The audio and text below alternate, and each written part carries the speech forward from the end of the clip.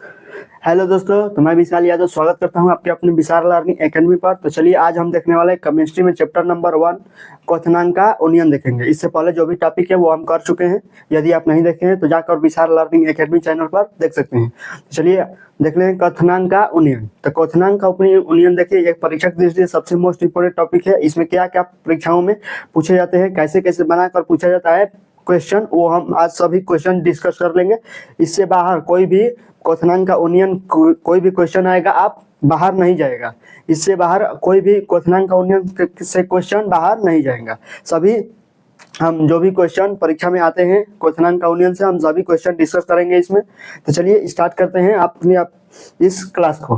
तो चलिए क्वथनांक का देखते हैं। सबसे पहले क्वथनांक का यूनियन में पढ़ते हैं। तो सबसे पहले क्वथनांक देते हैं कि आखिर क्वथनांक होता क्या है। तो क्वथनांक वह होता है कि जब किसी द्रव के लिए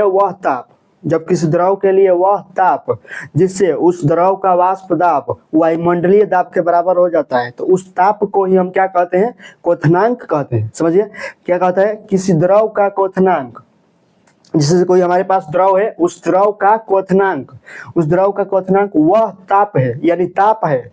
क्वथनांक क्या है हमारा, एक प्रकार से ताप ही है। देखो यहाँ पर बोला है कि इस द्रव का क्वथनांक वह ताप है, यानी एक प्रकार से क्या है, ताप है। जिस पर बोला है वही जिस ताप पर उसका वाष्प दाब वायुमंडलीय दाब के बराबर हो जाता है। उसका वाष्प दाब यानी द्रव का वाष्प दाब वायुमंडलीय दाब के बराबर हो जाता है। यानी वायुमंडल का जितना एक एटमॉस्फेयर दाब होता है ना, उतना ही जब जिस ताप पर जितना ताप हम जल पर आरोपित करते हैं, वह ताप जब द्रव के वाष्प में परिवर्तित होता है ना, तो जब वह वाष्प जब वायुमंडलीय दाब के बराबर हो जाता है, तो हम उस ताप को ही क्या कहते हैं, क्वथनांक कहते हैं। आई होप समझ गए होंगे। तो चलिए इसके आगे अब आएगा हमारा इंपॉर्टेंट टॉपिक। यहीं से हमारा क्लास 12 में पूछा जाता है क्वथनांक का यूनियन। क्वथनांक तो पूछा अभी तक नहीं गया है, पर आपको समझना आवश्यक है कि क्वथनांक का यूनियन जब पढ़ रहे हैं तो क्वथनांक क्या होता है ये हमें समझना आवश्यक है, इसलिए हम यहाँ पर बताएं। तो चलिए क्वथनांक का यूनियन देखते हैं। यहाँ से अपना इंपॉर्टेंट टॉपिक शुरू होता है। अब कॉपी पेन लेकर बैठिएगा ताकि जो इंपॉर्टेंट लाइन है वो आप लिख लीजिए। देखिए क्वथनांक का यूनियन, जब किसी शुद्ध विलायक में अवाष्पशील विलेय को घोला जाता है। जैसे देखिए शुद्ध पदार्थ से विलायक है, मान लीजिए सबसे अच्छा विलायक तो द्रव ही होता है ना। तो मान लीजिए कंटेनर में शुद्ध विलायक क्या है, द्रव है। तो शुद्ध विलायक में अवाष्पशील विलेय जो वाष्प में परिवर्तित ना हो, जैसे नमक हो गया, नमक क्या होता है, वाष्प में परिवर्तित नहीं होता है। तो एक प्रकार से हमारा अच्छा क्या है, अवाष्पशील विलेय है।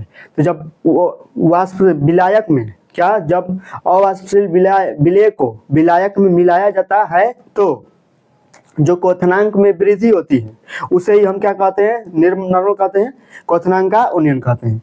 जब किसी शुद्ध विलायक में, जैसे विलायक में जल हो गया, शुद्ध विलायक में अवाष्पशील विलेय जो वाष्प में परिवर्तित ना हो, जैसे नमक, मिलाया जाता है, तो विलयन के क्वथनांक में जो वृद्धि होती है, जो विलयन होता है पूरे विलयन की क्वथनांक में जो वृद्धि होती है, उसे ही हम क्या कहते हैं, क्वथनांक का यूनियन कहते हैं। चलिए ये तो हमारा डेफिनेशन हो गया। सबसे देखिए मोस्ट इंपोर्टेंट टॉपिक ये है क्वथनांक का यूनियन में। ये जो कोटेशन लिखे हैं ये अगर याद कर लेते हैं तो आपको परिभाषा याद करने की कोई आवश्यकता नहीं है, आप याद कर हो जाएगा। ये याद कर लेते हैं 2 लाइन। तो देखिए इसमें क्या लिखे हैं, सबसे इंपॉर्टेंट यही भाग है। इसमें कभी कभी 1 नंबर का बहुविकल्पीय प्रश्न भी बन जाता है। देखिए अवाष्पशील विलेय अभी बताए, नमक विलायक में मिलाने पर यानी जल में मिलाने पर उसका वाष्प दाब घट जाता है, यानी जो वाष्प दाब होता है क्या होता है, घट जाता है। और क्वथनांक में क्या होती है, वृद्धि होती है। जब वाष्प दाब घट जाएगा तो हमें ताप अधिक देना पड़ेगा। जब ताप अधिक देंगे तो क्वथनांक हमारा क्या हो जाएगा, बढ़ जाएगा। तो अभी तो बताइए यहाँ पर ताप पर ही क्या होता है, क्वथनांक निर्भर होता है। तो जब वाष्प दाब हमारा घट जाएगा तो ताप अधिक देना पड़ेगा। जब ताप अधिक देंगे तो हमारा क्वथनांक में भी क्या हो जाएगा, वृद्धि हो जाएगा। तो जब क्वथनांक में वृद्धि हो जाती है, यही तो बात यहाँ पर लिखा गया है कि वह अवाष्पशील विलेय को यानी नमक को जब जल में मिलाया जाता है, विलायक में मिलाने पर उसका वाष्प दाब घट जाता है। यानी जो वाष्प द्वारा द्रव की सतह पर लगाए जाने वाला दाब है वो हमारा क्या हो जाता है, घट जाता है। क्योंकि जो विलेय पदार्थ होता है वो विलायक के अणुओं से आपस में क्या कर लेता है, क्रिया करके जुड़ जाता है, तो घट जाता है। इसलिए उसका क्या होता है, वाष्प दाब घट जाता है। जबकि क्वथनांक में वृद्धि हो जाती है, तो देखिए यहाँ पर जो शुद्ध विलायक था उसका जो क्वथनांक है उसका कम हो गया, जो जब मिलाए हैं अवाष्पशील विलेय पदार्थ तब हमारा क्या हो गया, क्वथनांक में वृद्धि हो गया, यानी बड़ा वाला हमसे छोटा वाला घटाएंगे तो वही लिखे यहाँ पर। देखिए विलेन का विलायक का क्वथनांक यानी जो शुद्ध विलायक है उसका क्वथनांक मान लेते हैं टी एब्सोल्यूट बी हो जाएगा। वो मतलब क्या होता है, एब्सोल्यूट होता है, अब बी मतलब क्या होता है, बॉइलिंग पॉइंट यानी क्वथनांक का ओनियन। तो क्या हो जाएगा, टी एब्सोल्यूट भी हो जाएगा, और ये क्या हो जाएगा, बिलियन का क्वथनांक क्या हो जाएगा, टी एस भी हो जाएगा, यानी सॉल्यूशन का क्या हो जाएगा, बॉइलिंग पॉइंट। तो बॉइलिंग पॉइंट सॉल्यूशन का, तब देखिए तब हो जाएगा क्वथनांक में यूनियन डेल्टा टीवी हो जाएगा। तो डेल्टा टीवी क्या हो जाएगा, टीवी टीएस में से टीवी घटाएंगे, क्योंकि जब अवाष्पशील विलेय पदार्थ को मिलाए हैं तो हमारे क्वथनांक में क्या हो गया है, वृद्धि हो गया है।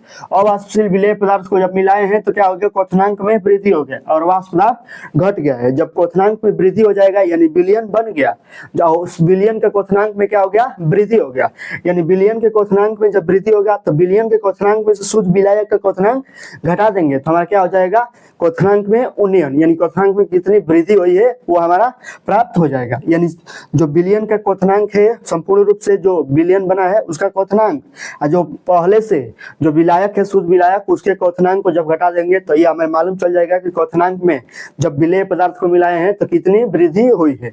आसानी से ये समझ गए होंगे कि डेल्टा टी बराबर क्या होता है, टीबी सॉल्यूशन बॉइलिंग सॉल्यूशन का बॉइलिंग पॉइंट और एब्सोल्यूट का बॉइलिंग पॉइंट, यानी विलायक का बॉइलिंग पॉइंट और सॉल्यूशन का बॉइलिंग पॉइंट हो जाएगा, माइनस में हो जाएगा।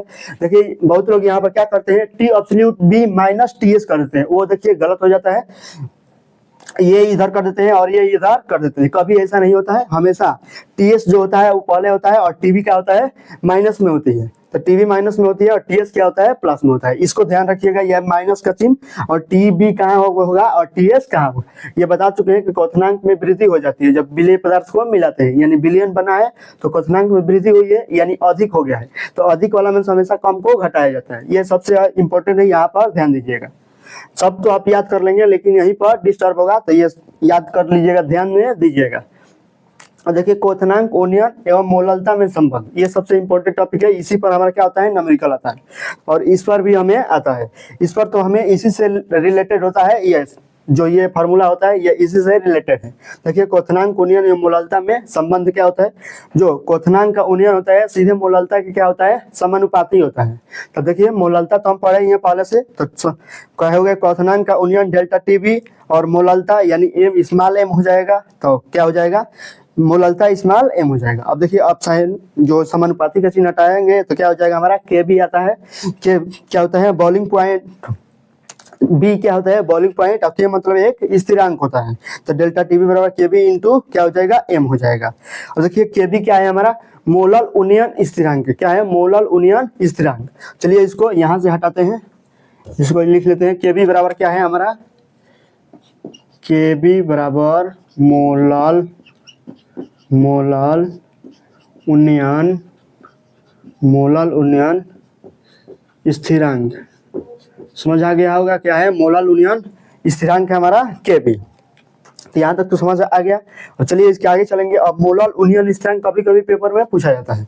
देखिए ये आप समझेंगे, ये आप समझ रहे होंगे कि मोलल उन्नयन स्थिरांक और अणुक उन्नयन स्थिरांक एक क्यों लिखे, क्योंकि जब आप 2026 का पेपर देखेंगे तो उसमें ये पूछा गया है मोलल उन्नयन स्थिरांक, और 2025 के पेपर में ग्राम और उन्नयन स्थिरांक पूछा गया है।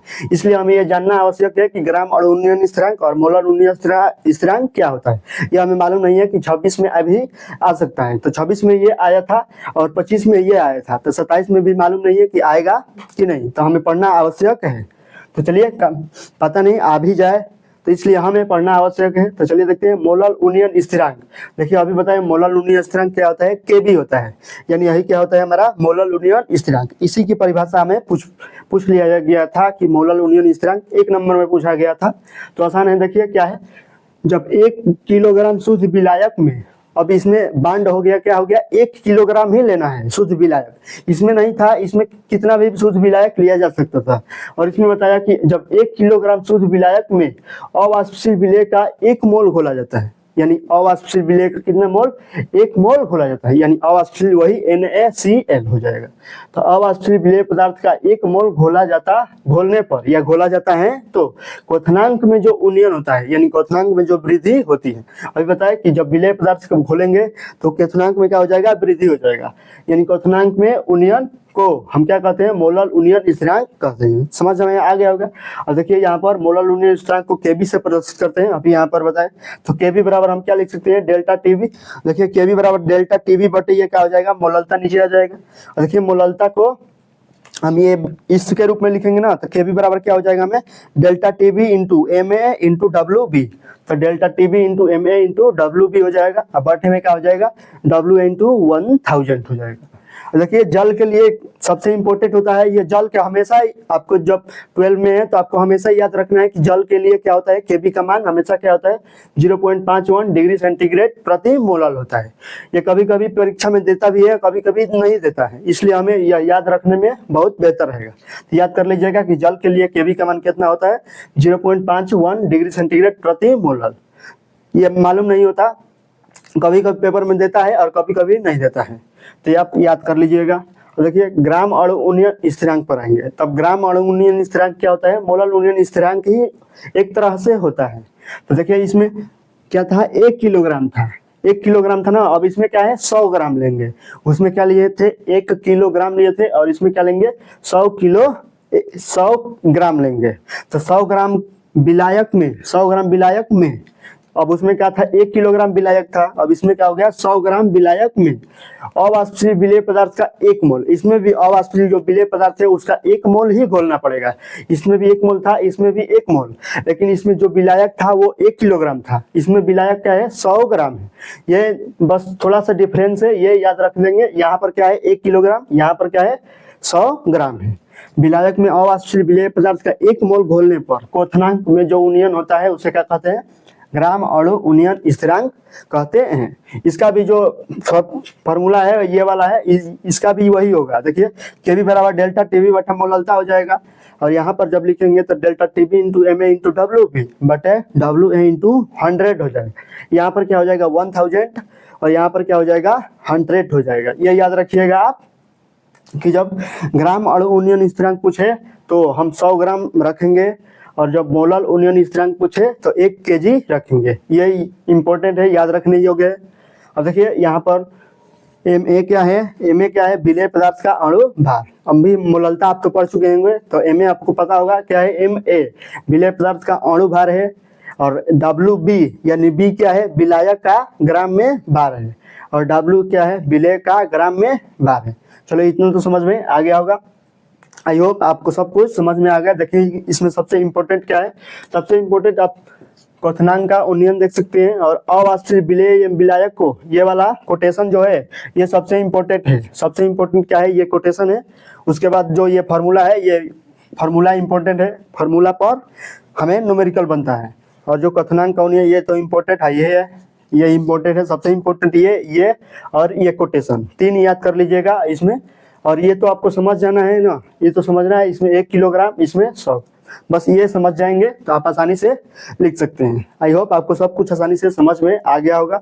यदि आपको यह वीडियो समझ में आया हो तो विशाल लर्निंग एकेडमी चैनल को आप सब्सक्राइब कर सकते हैं, ताकि जो अगला आने वाले वीडियो है आपके पास उसका नोटिफिकेशन तुरंत पहुंचे और आप उस वीडियो का लाभ उठा पाए।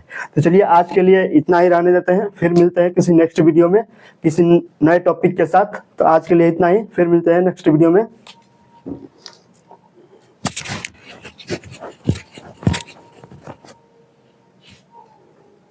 तब तक के लिए जय हिंद।